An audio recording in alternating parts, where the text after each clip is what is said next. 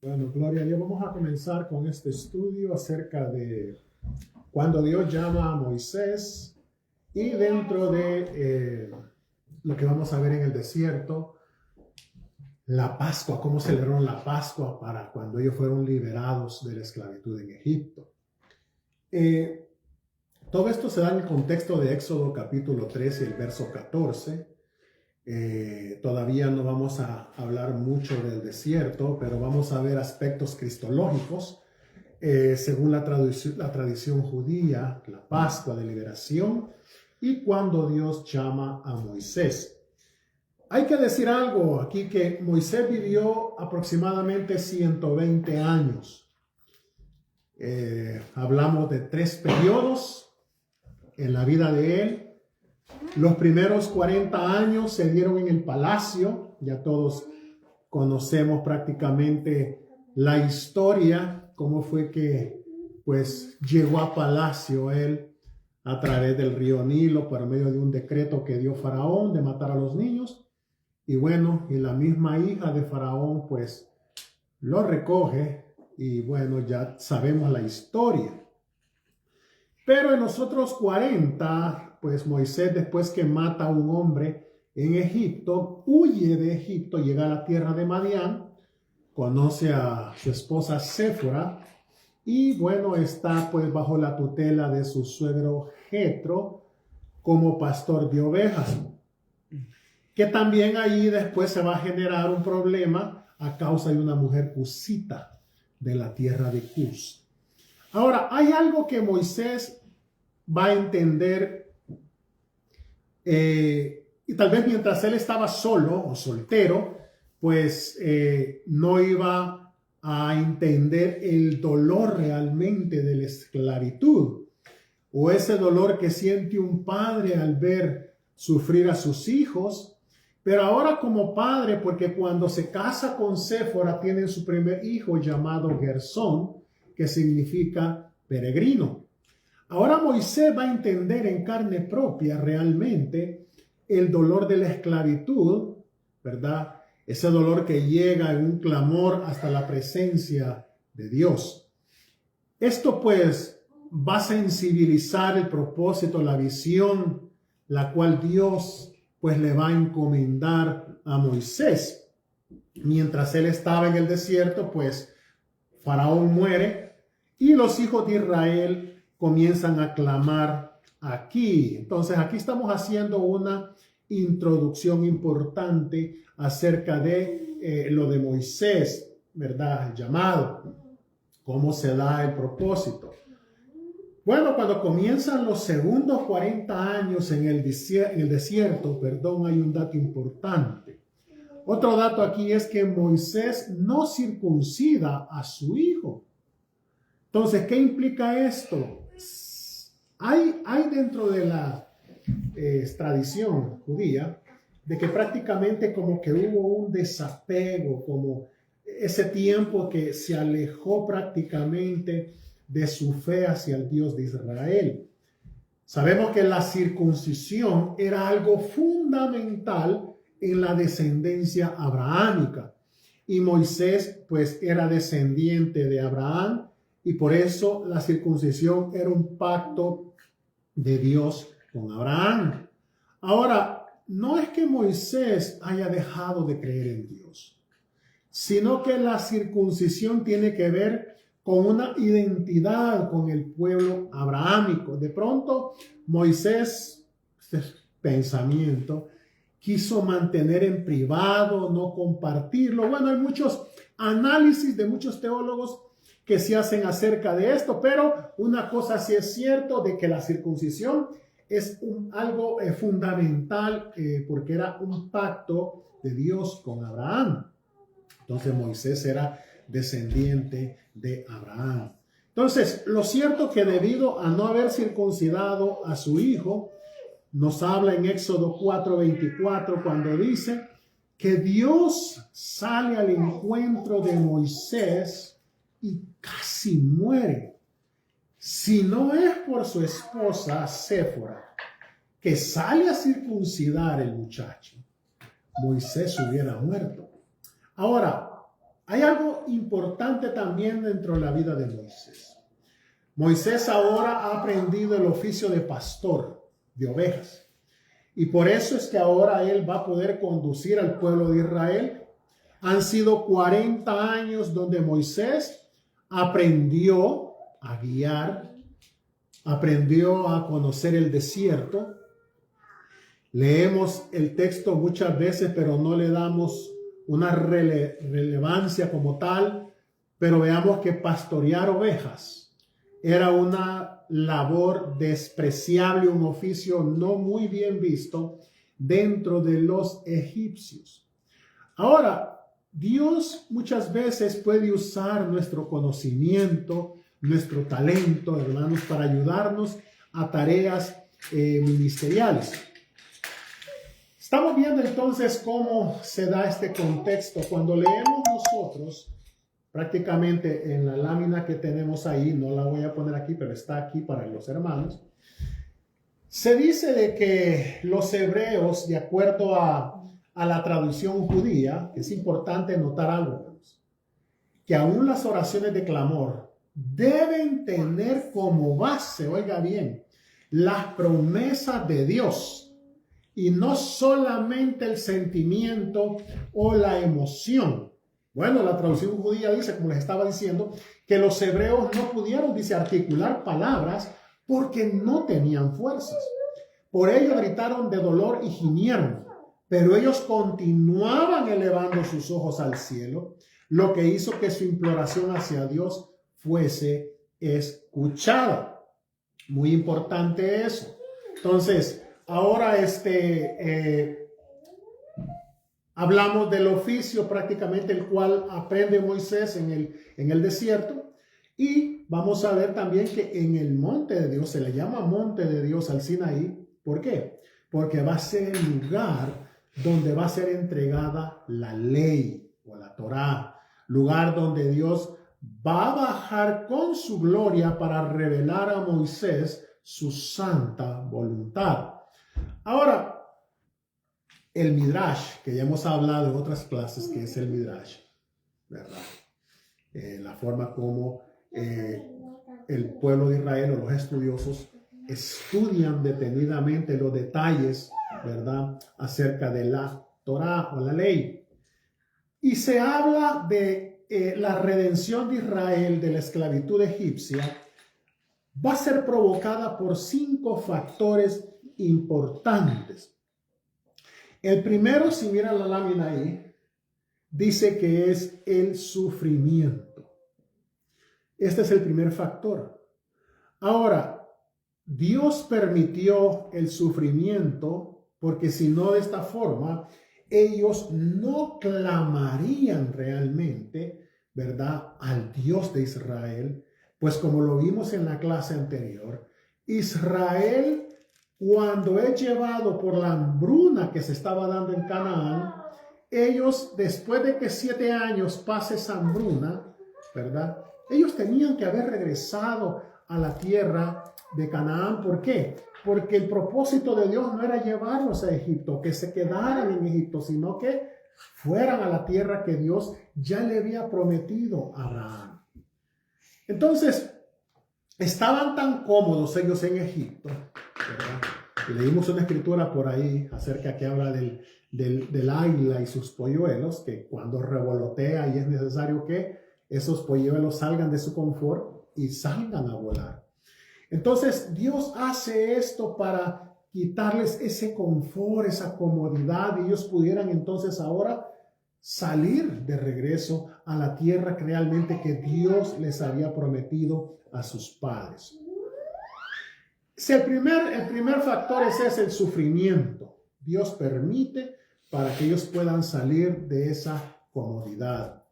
El segundo factor, hermanos, es el arrepentimiento, lo que se llama en el hebreo teshuvah, y tiene que ver con volverse a Dios.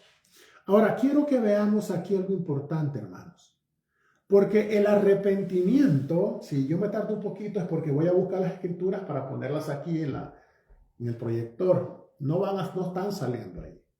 Pero el arrepentimiento tiene tres elementos infaltables. La pregunta sería, ¿cómo puedo yo diferenciar un verdadero arrepentimiento bíblico de un simple remordimiento? El primero de estos elementos es el intelectual. ¿Qué es el intelectual? Bueno, es el conocimiento del pecado. ¿Por qué? Oiga bien, para que una persona se arrepienta de verdad, tiene que tener un discernimiento, un juicio moral, realmente conocer lo que se conoce como en griego la epignosis hamartía. Mire lo que dice Romanos 7:7. Quiero que lo veamos ahí. Voy a buscar, hermanos, así es que me va a dar un poquito de tiempo. Pero dice Romanos 7, versículo número 7, el apóstol Pablo dice, ¿qué diremos pues? ¿La ley es pecado? En ninguna manera. Pero yo no conocí el pecado sino por la ley, porque tampoco conociera la codicia si la ley no dijera, no codiciarás. Ese es el primer elemento en el cual nosotros podemos ver realmente un arrepentimiento bíblico. El segundo, es, oiga bien, elemento, es la tristeza según Dios. Mire lo que dice 2 de Corintios, capítulo 7, el verso número 10. Dice la Escritura, porque la tristeza que es según Dios produce arrepentimiento para salvación, de que no hay que arrepentirse, pero la tristeza del mundo produce muerte. Entonces, la palabra de Dios habla de estos elementos importantes y nos va quedando uno nada más. El primero es, oiga bien, el conocimiento del pecado. El número 2 es prácticamente la tristeza, según dice 2 de Corintios 7:10. La tristeza según Dios, ¿verdad? Es otro elemento. Y el tercer elemento es el abandono del pecado. Dejar el pecado. Entonces, vemos que número 1, conocimiento, la parte intelectual. Número 2, el dolor, que es la parte emocional. Y número 3, abandonar el pecado, que es la parte volitiva. Entonces, otra de las cosas que vemos ahí en la lámina, de los 5 factores que hablan acerca de la redención de Israel de la esclavitud egipcia. Vimos el primero, que es el sufrimiento. Número 2, el arrepentimiento. El número 3, los méritos de sus antepasados, los patriarcas. Oiga bien, que esto fue importante, hermanos, muy importante, porque Éxodo capítulo 2 y el verso número 24 nos dice, cuando Dios está hablando con Moisés, dice, y oyó Dios el gemido de ellos, y oiga lo que dice, y se acordó de su pacto con Abraham, Isaac y Jacob. Oiga, qué interesante. Entonces, el número 3 es los méritos de sus antepasados, los patriarcas. ¿Por qué? Los patriarcas fueron muy importantes, su conducta hacia Dios, su crecimiento en la fe, sus errores, sus aciertos, todo esto fue importante a la hora que Dios redimiera a Israel de la esclavitud de Egipto. Ahora, el punto número 4 es la misericordia de Dios. Mire que, por supuesto que en la redención está la misericordia. Esta palabra misericordia está compuesta de 2 palabras que es miseria y carga o corazón.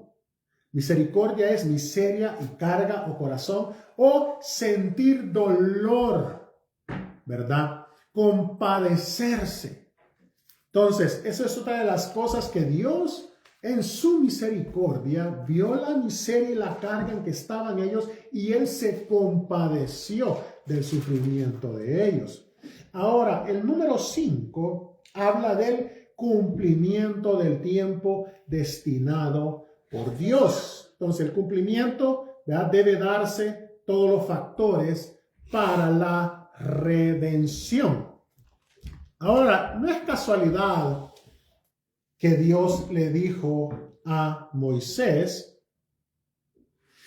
estamos aquí creo que lo pasamos, ahí estamos, hoy sí. Entonces le decía que no es casualidad que Dios le dijo a Moisés, toma la vara. Y esta tenía una representación espiritual o figurativa. ¿Por qué? El Señor se revela a Moisés, le revela su nombre, tiene ese encuentro con él. Y bueno, le dice, yo soy el que soy.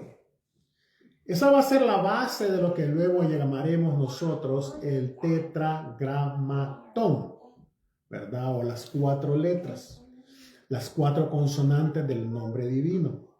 Ahora, estas 4 consonantes, por efecto de contracción, también se conocen con el nombre Yah.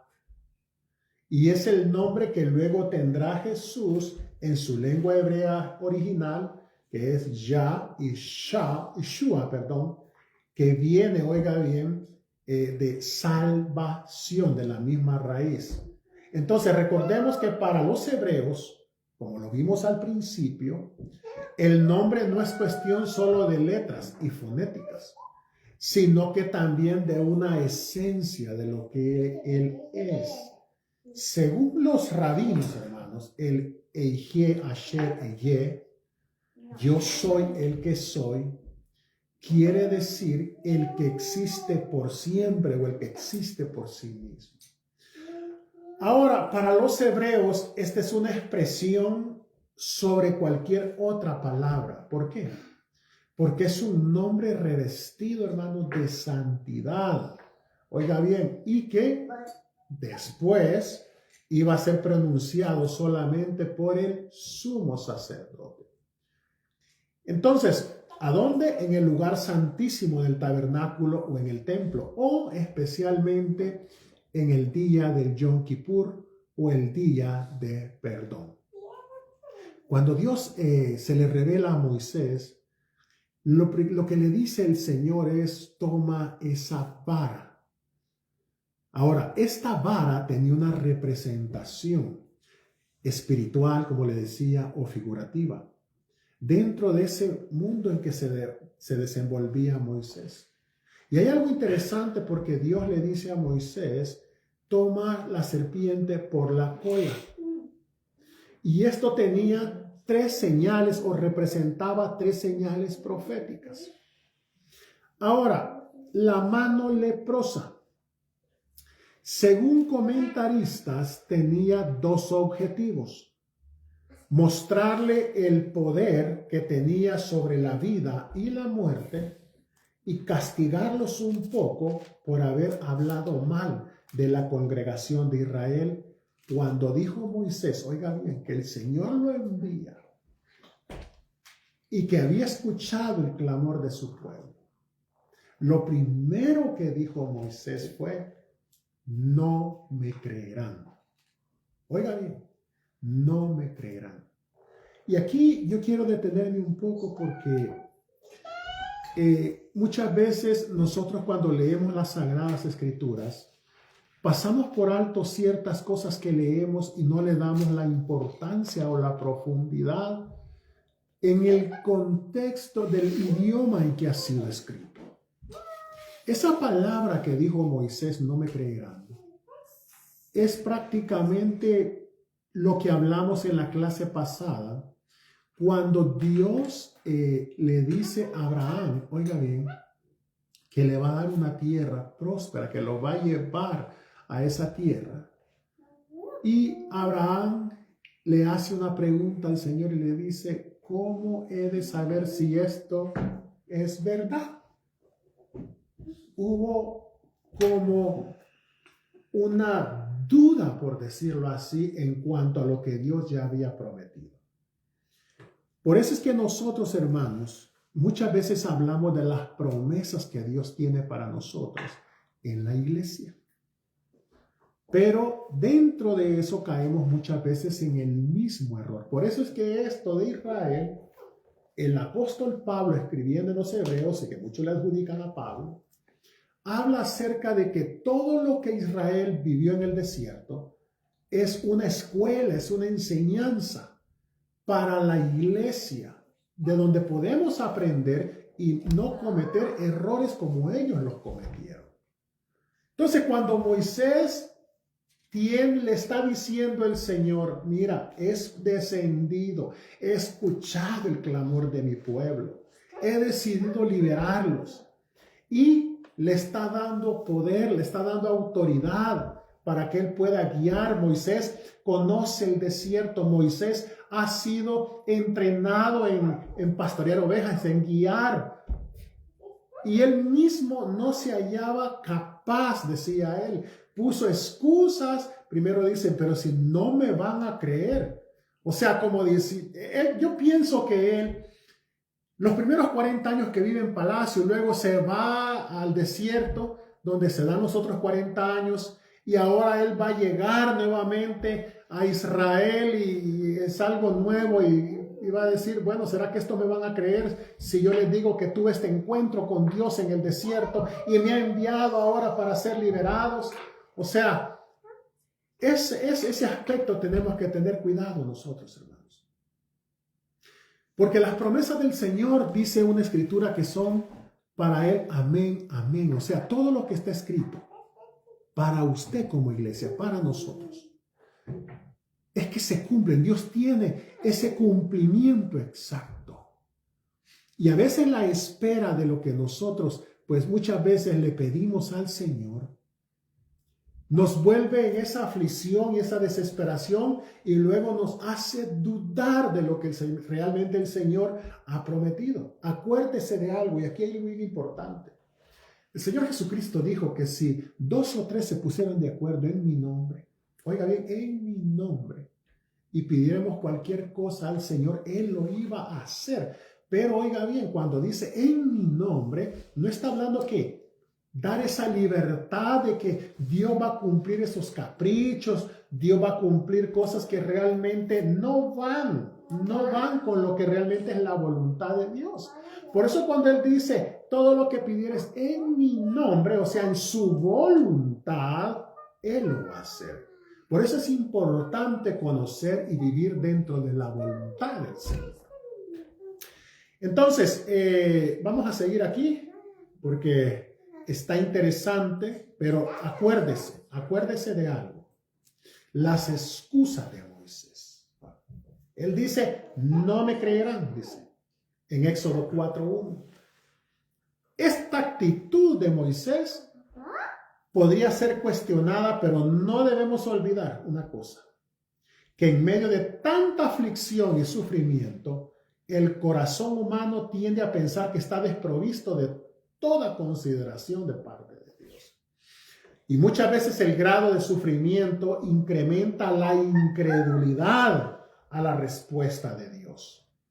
Por eso es que Dios convierte la vara en una serpiente.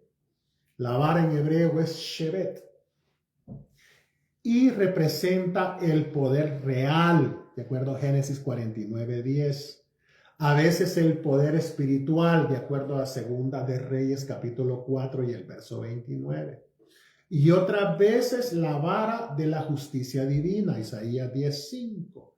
Entonces, esto de que Dios le dice, toma la vara, no es así nomás, sino que tiene un significado, como le decía, ¿verdad? 3 señales, ¿cuáles son? Bueno, el poder real, el poder espiritual y la justicia divina. Entonces, por otra parte, tiene que ver que la serpiente era un símbolo, ¿verdad?, del poder de Egipto. Entonces, al recibir Moisés, oiga bien, de parte de Dios, La orden de tomarla por la cola es señal que Moisés, usted lo va a ver ahí en la lámina, prevalecerá y adquirirá sobre los hebreos, ¿qué cosas? El poder real, la dirección, el poder espiritual, lo profético y la aplicación de la justicia divina contra esa nación opresora. Eso significa esa parte cuando le dice tómala por la cola. Entonces, continuando con la respuesta de Dios a la excusa de Moisés. Dios le ordena en el 4:6, vamos a volver a lo de la mano leprosa. ¿Por qué? Porque Dios le dice a Moisés, pon ahora tu mano en tu seno, en Éxodo 4:6, si lo mira allá. ¿Qué estaba mostrando el Señor a través de esta señal? Los sabios de Israel, enseñan que Dios muestra a Moisés que él tiene en su mano, otra vez lo repito, ¿verdad?, la vida y la muerte. Hay otros rabíes que comentan que cuando aparece lepra, esto siempre viene como consecuencia de lo que vimos en la clase pasada, que es lo que le llaman el Lashon Hara. ¿Qué es el Lashon Hara? Es la mala lengua. O sea, maldecir, hablar mal, ser negativos, no tener una actitud correcta. Eso es un Lashon Hara. Hay muchos comentaristas judíos que lo comparan, que eso tiene que ver con la lepra. Entonces, y se preguntan si Dios habría castigado eventualmente a Moisés en forma momentánea. Eso es lo que piensan y lo que ellos comentan. Que Dios lo castigó momentáneamente a Moisés, momentáneamente, oiga bien, por haberse referido en una forma a Israel diciendo, no me creerán. O sea, como que él estaba hablando a la congregación de Israel mal. Mire, Dios lo estaba enviando a liberarlos. Dios lo estaba enviando con brazo fuerte a que fueran liberados de la esclavitud. Y a Moisés estaba hablando de ellos, diciéndole lo que son, prácticamente son un poco de incrédulos. No me van a creer. Entonces, cualquiera que sea la interpretación oficial de esto que pasó aquí, lo cierto es que Dios muestra su poder sobrenatural y le dio las credenciales más que suficientes a Moisés de que es un Dios omnipotente, ¿verdad? Pasando eso, hermano, todavía Moisés sigue con la excusa, y cuando usted lee después dice, no soy hombre de palabras. Y esta es la segunda excusa, oiga bien, que pone Moisés, quien al parecer, a pesar de lo que había visto, no se dejaba convencer. Y ahora hace referencia a un defecto oral, de lenguas. Entonces, tradicionalmente, como lo definen ellos en la tradición, en el Midrash, lo definen como una tartamudez. O sea, Moisés se preocupaba. Muchos piensan que realmente no era una tartamudez, sino que es una expresión en el hebreo como que Moisés se preocupaba que cómo iba a poder transmitir toda esa información a los ancianos de Israel.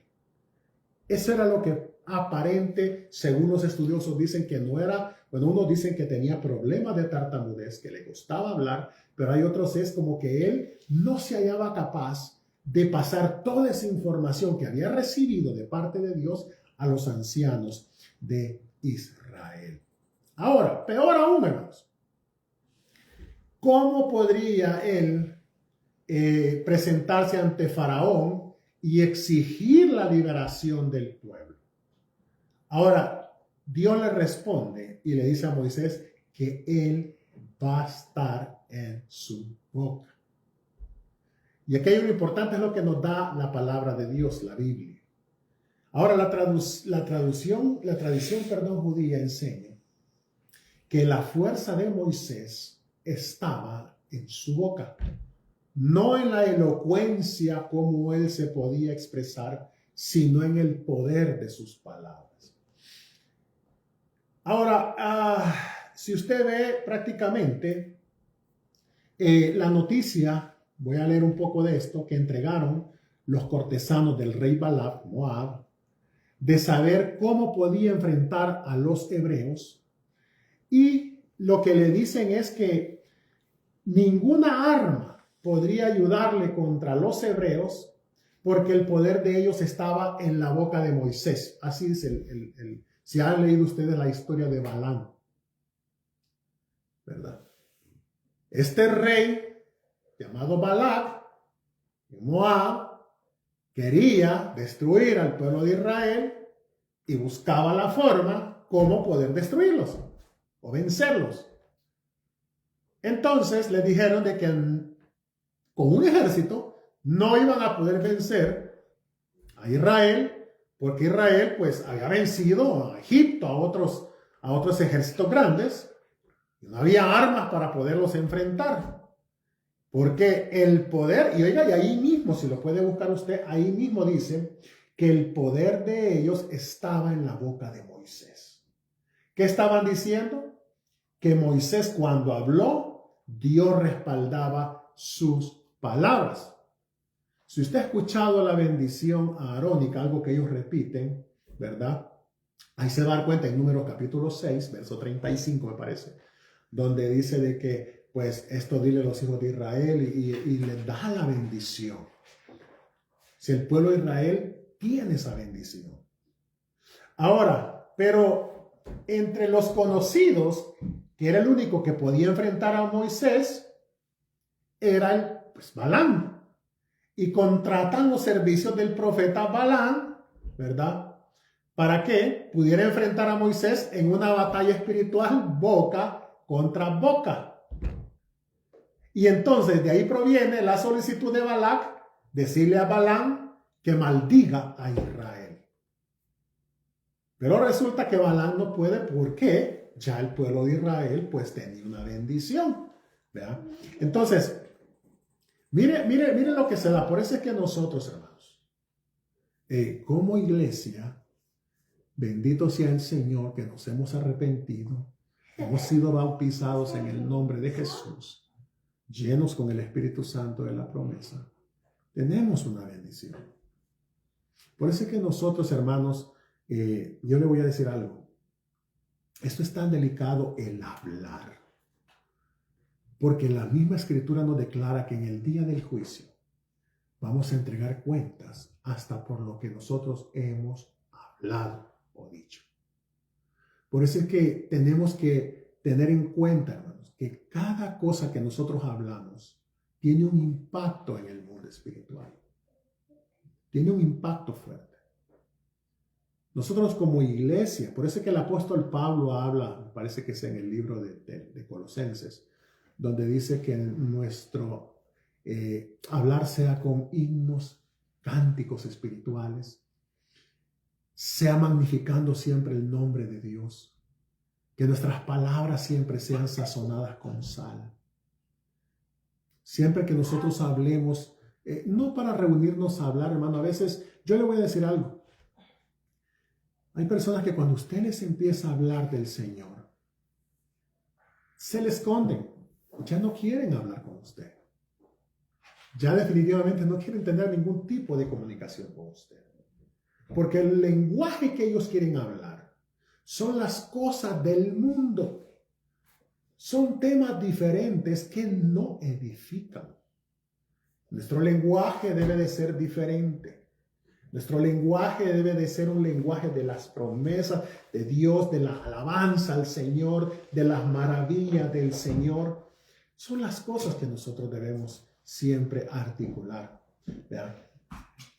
Ahora, ¿qué pasa con Moisés? Moisés prácticamente en esa ocasión Dios se enoja contra Moisés. ¿Por qué? Porque Él le dice, envía a otro. Y mire, a Moisés no le faltan los motivos personales para excusarse delante de Dios con tal de no ir a liberar al pueblo. Ahora, Dios elige al ayudante de él, su hermano Aarón.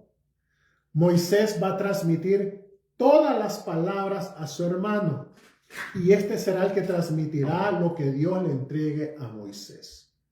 Note usted. Ahora, según lo que estudian los judíos, los estudiosos, acuérdense, lo estamos viendo a través del pensamiento del contexto judío. Se dice que Moisés suponía que sinceramente Aarón era mucho más apropiado que él para conducir al pueblo hacia la libertad, por el simple hecho de que él ser uno de los más reconocidos líderes de Israel. Ahora, ¿cómo entonces iba a presentarse a su pueblo después de tantos años de exilio y aislamiento para tomar el mando del pueblo y eso provocar ira e indignación? Moisés siempre estaba buscando esa forma de poder rehuir a esta encomienda que Dios había puesto para él. Hay algo bien importante cuando llega el momento, y aquí me quiero detener un poco, hermanos, cuando llega el momento de las negociaciones de Faraón. Faraón trata de negociar la salida del pueblo de Israel. Hay 4 cosas que Faraón le dice a Moisés. En el capítulo 8, el verso 25 al 27, le dice Faraón, miren, ustedes se pueden ir, ¿verdad? Pero no es necesario que se vayan. Ustedes pueden adorar a Dios en esta tierra. Aquí en Egipto lo pueden hacer. Moisés le dice, no, tenemos que irnos. Luego en el 8:28, Faraón le dice, está bien, pueden irse, pero no vayan muy lejos. Los quería tener cerquitas. Moisés le dice, no. Porque Moisés ya había recibido de que cuando liberara ese pueblo, tenía que llevarlos al pie del monte Sinaí para hacerle fiesta al Señor. Pero Faraón le dice, no es necesario. O sea, ustedes, es como que le diga el enemigo hoy en día, no hombre, usted puede creer en Dios, no necesita ir a la iglesia, no necesita estar metido ahí. Como dicen ahora, hoy han amplificado mejor este término, porque Faraón les dijo, no hombre, adoren a Dios en esta tierra, pueden quedarse aquí. Ahora lo que le dice, Dios no necesita que uno esté yendo a la iglesia, que uno esté ahí en horas. No, Dios conoce el corazoncito. Dios conoce el corazón. No hay problema, yo puedo estar sirviéndole al mundo, pero sabe Dios que yo lo amo. La misma mentira, el diablo la está utilizando nada más que un poco más disfrazada, un poco más arreglada, pero es la misma mentira, la misma, lo que el apóstol Pablo dijo, que es necesario que conozcamos las estratagemas del enemigo. Luego le dice, versículo más adelante dice, bueno, está bien, pero no se vayan lejos. O sea, no se despeguen del mundo. O sea, está bien, vayan, pero no. Ustedes manténganse, o sea, no tampoco. O sea, esa cosa de estar ahí. No. Veo el mismo diablo usando estrategias. Las mismas estrategias ha usado. Desde el principio. Número 3, le dice Faraón a Moisés en el capítulo 10 del verso 7 al 11, le dice, ¿saben qué? Solo los hombres se pueden ir. Solo los hombres se pueden ir. Las mujeres y los niños que se queden en Egipto. Pero solo los hombres se pueden ir. Algo que no iba a pasar. Moisés le dice, no. Aquí nos tenemos que ir todos. La cuarta negociación, Faraón le dice, dejen sus posesiones en Egipto y váyanse. Así nomás sin nada. Dejen todo. Moisés le dice no. Y hay algo aquí que me llamó mucho la atención. ¿Por qué? Porque cuando le dice que dejen todo, ya habían recibido orden de tenían que llevarse pues todas las posesiones que tenían, el oro, todo lo que tenían en Egipto, tenían que llevárselo. Yo escuché una historia muy interesante de un profesor, a quien le doy el crédito, al profesor Alex Basur. Escuché una historia, él contaba de un rabino judío que le hacen una pregunta y le dicen que Moisés, si era un hombre tan santo, tan dedicado al Señor, permitió que se llevaran el oro de Egipto, todo el oro que tenía. Entonces, según relatan la historia, dicen de que Moisés, en lo que el pueblo estaba ocupado, acaparando el oro que tenían para llevárselo, Moisés estaba preocupado por llevarse los huesos de José. Y eso era algo que cuando José muere pidió de que sus huesos fueran llevados a la tierra prometida. Ahora este alumno le pregunta a su maestro que cómo hizo Moisés para encontrar los huesos de José. Pues esto es una historia que cuentan ellos en las escuelas rabínicas. Y dice que los huesos de José estaban por allá en un río. Entonces el alumno le pregunta que cómo hizo para Moisés sacar esos huesos. Y entonces él le dice de que pues simplemente solo dijo José, hijo de Jacob, que se levanten sus huesos. Y dicen que el cofre salió con los huesos. Y entonces le preguntó que cómo era eso que flotó en el agua el cofre con los huesos de Moisés. Y él le dice, bueno, mira, el profeta Eliseo habló e hizo flotar un hacha que no tiene vida. ¿Cómo no va a flotar los huesos de un hombre justo como José? Entonces son historias que ellos cuentan, ¿verdad? Pero lo que sí fue verdad, porque es verdad que la palabra de Dios lo registra, es que prácticamente sí se llevaron los huesos de José a la tierra prometida, como había sido dicho. Ya vamos a ir terminando, hermanos. Quiero ahora hablar, si usted mira ahí, las 4 promesas o el origen de las 4 copas. Acuérdese que un día antes que ellos salen del Éxodo, ellos celebraron la Pascua. Y más adelante vamos a hablar de los alimentos, del cordero, de todas las cosas que ellos hacían dentro de la festividad de la Pascua.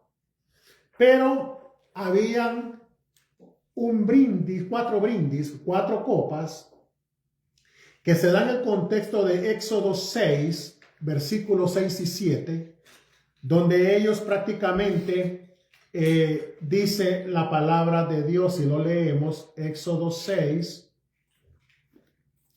versos 6 y 7 dice, por tanto, dirás a los hijos de Israel, yo soy el Señor.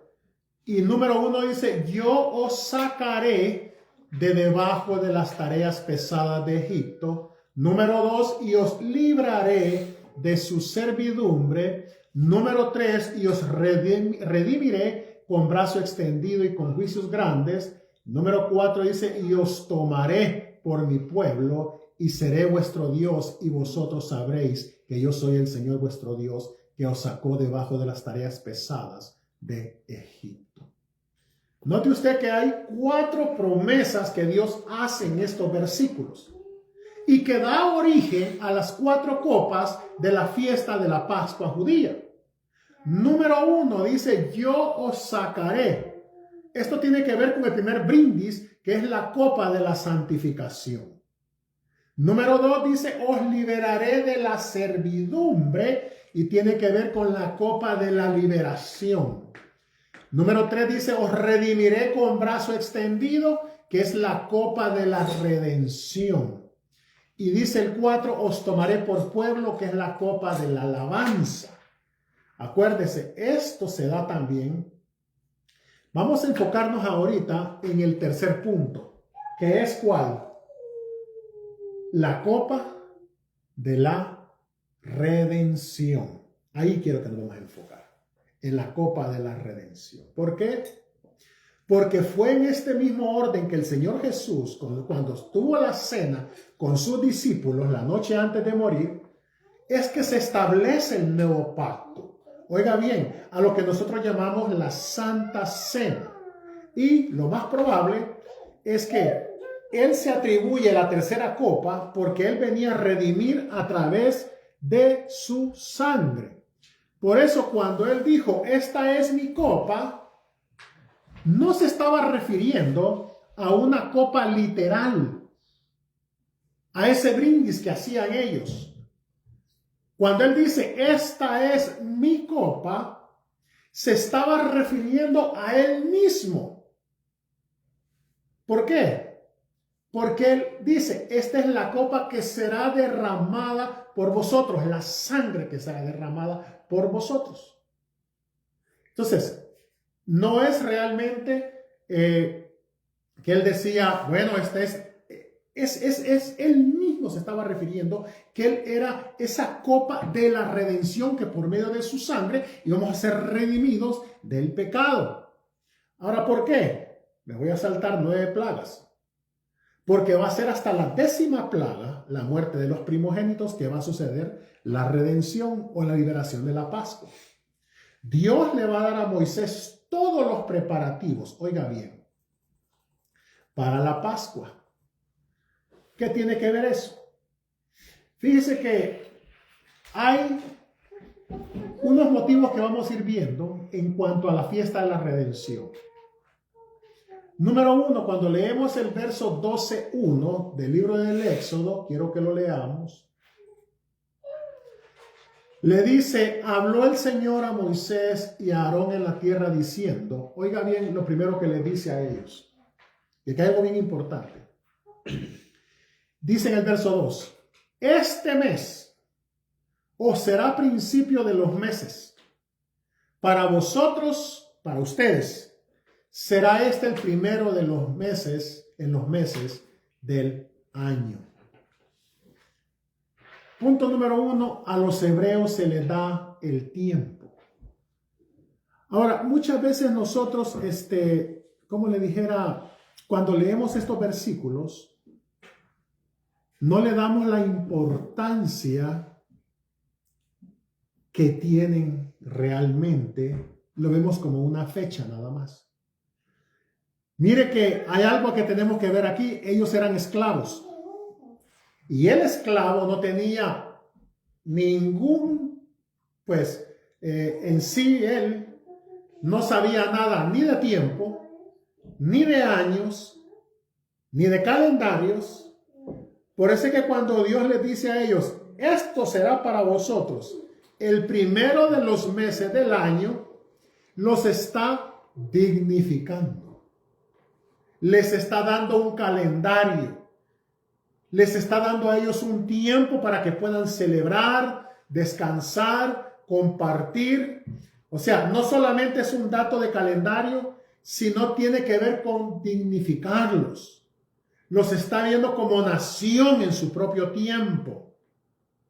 Y mire, hay un dato importante porque muchas veces yo he escuchado hermanos o alguien que dice, yo no tengo tiempo para ir a la iglesia, no tengo tiempo para Dios.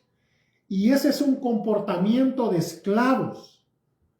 Porque cuando ellos estaban en esclavitud en Egipto, no tenían tiempo para adorar a Dios. Y muchas veces cuando nosotros tenemos ese pensamiento de que no tengo tiempo para ir a la iglesia, no tengo tiempo. Eso es un pensamiento de esclavitud. Eclesiastés 3:1 dice, todo tiene su tiempo y todo lo que se quiere debajo del sol tiene su hora. Entonces, noten lo que el Señor ya les está diciendo a ellos. Celebren. Todavía estaban en la condición de esclavo cuando les estaba diciendo, celebren la Pascua. Ellos no estaban esperando ser libres para celebrar. O sea, lo que dice la misma Escritura, que Dios nombra las cosas que no son como si ya son. Están en Egipto como esclavos, pero ya están celebrando la liberación como tal. Ahora, ¿qué se les ordena también a ellos? Todo lo relacionado con el Cordero. Y mire que tienen que seleccionar el 10 del primer mes. Uno por familia. Sin defecto, macho de 1 año. Guardarlo desde el día 10 hasta el día 14. Debía ser inmolado o sacrificado. Tenían que poner las sangres en los dinteles de las puertas de las casas para cuando pasara, pues, ¿verdad?, el juicio de Dios, no entrara y matara a ningún primogénito. Ahora, en las casas de los egipcios siempre había muerte. ¿Por qué? Aún se relata dentro de la historia que habían, pues, partes donde no habían parejas que no tenían hijos, ¿verdad? No tenían primogénito, y acuérdese que este juicio iba a matar a los primogénitos de Egipto. Entonces, se daba el caso de que había el de la casa, el hombre, ¿verdad? No era primogénito, sino tal vez segunda, tercera generación, y la mujer también era segunda, tercera generación, el mayor de ellos moría. Siempre iba a haber muerte en la casa de los egipcios. Entonces, había que comerla con panes sin levadura y con hierbas amargas. Ahora, viendo la cristología en el Éxodo, ¿verdad? Tenemos que ver, hermanos, número 1, la situación de esclavitud, ¿verdad? Y opresión. ¿Qué representa esto? Y aquí vamos a ir ya cerrando esto. El hombre sin Dios. Cuando yo digo el hombre sin Dios, hay mucha gente que puede decir, yo tengo a Dios en mi corazón. Yo, pues, puede decir muchas cosas. Cualquiera puede pensar muchas cosas y uno respeta los puntos de vista. Pero hay una opinión, hay una palabra más grande que la suya y la mía. Y es la opinión de Dios. Lo que Dios dice. Y eso es más importante, lo que Él dice, que lo que nosotros digamos. Cuando usted dice, yo tengo a Dios en mi corazón, no en el sentido abstracto que lo ve el mundo. La palabra de Dios dice que nosotros necesitamos un arrepentimiento genuino. Y vimos los tres elementos principales para un verdadero arrepentimiento. El intelectual, que es el conocimiento del pecado. El emocional, que es el dolor por ese pecado. Y el volitivo, que es ese abandono por el pecado. Y luego dice que somos bautizados en el nombre de Jesús para el perdón del pecado. Ahora, conocemos el pecado, sentimos dolor por ese pecado, abandonamos el pecado. Dios lava ese pecado a través del bautismo en el nombre de Jesús. Y ahora, cuando usted lleno del Espíritu Santo, somos llenos, entonces es cuando ahora Cristo viene a morar en nosotros. Ahí sí podemos decir, yo tengo a Cristo en mi corazón. El hombre sin Dios se encuentra en esclavitud, se encuentra en opresión, ¿verdad? Viendo la cristología en el libro del Éxodo. Número 2, había una impotencia total de autoliberación. El pueblo no podía liberarse por sí mismo, ni por Moisés o por ejército. Necesitaba el punto número 3. ¿Cuál era? La intervención de Dios en la historia, solo por mano fuerte. Por eso hay un canto que nosotros siempre cantamos que dice, no es con espadas ni con ejército, sino con su Santo Espíritu, ¿verdad? Y esto les iba a traer la victoria sobre los enemigos, esa sangre en las puertas, protección. La palabra Pesaj, en hebreo la Pascua, significa pasar por alto, ¿verdad? Punto importante, ese derramamiento de sangre y la aplicación de ella. Todo esto tiene que ver con el plan, ¿verdad?, de salvación, el plan que redime, que lo vamos a ir viendo más adelante. Número 6, la obediencia del pueblo a los requerimientos del Señor. Eso es muy importante, hermano. Muy importante. El viernes acabo de dar un tema que se llama conocimiento y obediencia, donde vimos 3 aspectos importantes en la cual Salomón tuvo esas fallas. Es muy importante, hermano, la obediencia, la sumisión a la autoridad, tanto a la autoridad espiritual como a la autoridad delegada. Es muy importante eso sobre todo, hermanos. Uno debe de aprender a sujetarse, a ser obediente, ¿verdad? Eso trae bendición. Y eso es algo de que lo vemos también en el pueblo de Israel, ¿verdad? Esa obediencia del pueblo a los requerimientos a Dios. Tal como Dios lo estableció, así lo hicieron ellos en ese momento. Dios no les dejó a ellos a criterio propio, que si el cordero tenía que a mi manera, o yo creo que este es el mejor, yo pienso que aquí, como cuando Caín y Abel, no sé si será un buen ejemplo, pero bueno, Caín llevó, dice, lo más gordo de los rebaños, se lo llevó al Señor en sacrificio, perdón, Abel, pero Caín dice que llevó de lo que le daba la tierra.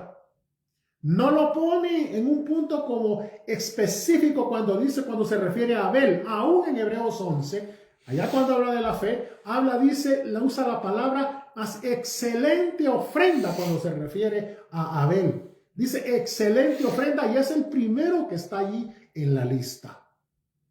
Entonces, no dejó a criterio propio al pueblo de Israel que no, yo voy a llevar no. Él les dijo, tiene que ser así el cordero, sin defecto, sin mancha.